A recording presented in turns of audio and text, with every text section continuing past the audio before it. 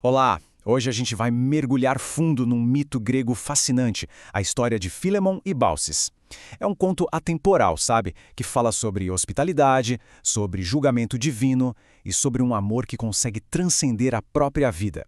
Para começar, vamos pensar numa coisa. E se, de repente, deuses batessem na porta de casa? Mas calma, não como aquelas figuras imponentes cheias de luz. Imagina eles disfarçados, parecendo pessoas comuns que precisam de ajuda. Como seriam recebidos, hein? Essa é a grande questão que move toda essa história. Então vamos lá. Tudo começa lá no Olimpo, com a ideia de uma prova divina. Júpiter, o chefão dos deuses, e seu filho Mercúrio, o mensageiro, resolvem descer à Terra. A missão? Testar a hospitalidade dos humanos. Mas, para conseguir ver a verdadeira natureza das pessoas, eles precisavam do disfarce perfeito. Então, eles se transformam em dois pobres andarilhos, sabe? Suados, cobertos de poeira da estrada, sem nenhum sinal de que eram deuses. Era o único jeito de descobrir quem de fato tinha um bom coração. E assim começa a jornada deles. Só que, logo de cara, o que eles encontram não é nada animador. Muito pelo contrário, é uma sequência de portas fechadas. Foram 3 tentativas e 3 rejeições. Primeiro, numa vila rica, no campo. Depois, numa casa onde estava rolando uma festa de casamento. E, por fim, na casa de um casal qualquer. A cada porta batida na cara, a gente pode imaginar a fúria de Júpiter só aumentando. Na primeira parada, numa bela casa de campo, eles nem conseguem pedir nada. Antes mesmo de abrirem a boca, uma voz irritada grita de uma janela. "O que vocês querem, vagabundos? Fora daqui!" A porta nem se abriu. Simples assim. A segunda tentativa até parecia mais promissora. Tinha música, risadas, era uma festa de casamento acontecendo. Mas o anfitrião, já meio bêbado e sem paciência, não estava nem aí para estranhos. A ironia da cena é enorme, né? Uma casa cheia de comida e bebida, mas completamente vazia de compaixão. E a ajuda que eles recebem é um verdadeiro insulto. Depois de muita insistência, uma criada joga para eles um prato com restos. Mas com tanto desprezo que metade da comida acaba caindo no chão. O que sobra? Basicamente ossos e uns fiatos de carne. Aquela ofensa quase fez Júpiter perder a cabeça ali mesmo. A terceira e última rejeição vem de um casal que espia pela janela. Com puro desprezo, a mulher pergunta: "O que querem, mendigos?" Logo em seguida, o parceiro dela grita um xingamento e fecha a janela com toda a força. Ali, a paciência dos deuses chegou no limite. E quando parecia que toda a esperança tinha acabado, eles encontram uma recepção completamente diferente. É aqui que a história tem o seu ponto de virada. Exaustos, desanimados, os deuses chegam a uma cabana bem humilde, com um teto de palha. E lá, um casal de idosos, Filemon e Baucis, os vê e, sem pensar 2 vezes, abre a porta. Sem perguntas, sem julgamentos, apenas um convite sincero para entrar e descansar.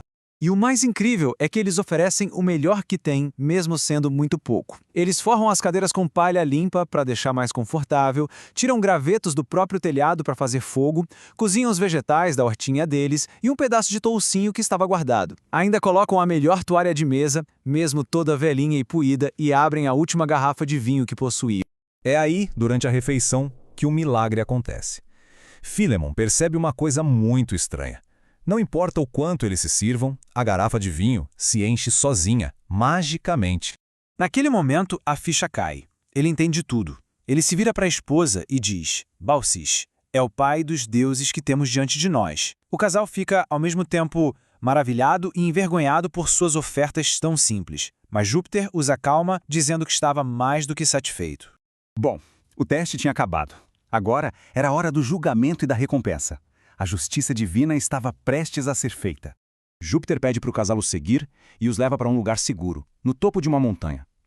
Enquanto eles sobem, uma tempestade terrível começa a se formar sobre o vale, bem ali, onde todas as casas negaram abrigo a eles. O resultado é um contraste brutal. O vale inteiro é inundado. Aqueles que foram inóspitos perdem absolutamente tudo. Casas, bens. As vidas são varridas pela enchente. Enquanto isso, Filemon e Baucis, os hospitaleiros, não apenas são salvos da destruição, como também recebem uma recompensa inacreditável. Quando eles olham para baixo, no lugar da cabana humilde deles, o que eles veem é um templo magnífico, feito de mármore e ouro, que surgiu do nada, e Júpiter os nomeia sacerdotes daquele templo, uma recompensa que era a materialização da virtude deles. Mas a história não acaba por aí não. A recompensa final não era sobre riqueza material, mas sobre algo muito, muito mais profundo, um amor eterno. Júpiter pergunta a eles o que mais desejam, e o único pedido que fazem é este: morrerem no mesmo instante, para que nenhum dos dois precise viver um dia sequer sem o outro. Um desejo que mostra a profundidade do amor que sentiam.